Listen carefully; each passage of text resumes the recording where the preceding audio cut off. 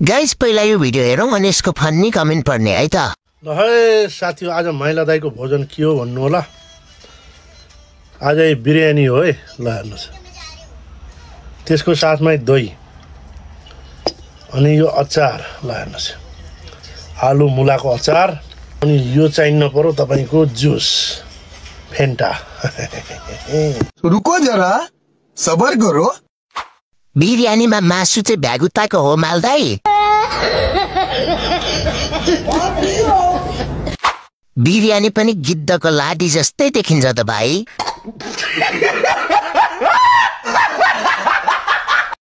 बासी भातलाई बिरयानी रे, पानीलाई फेन्टा रे।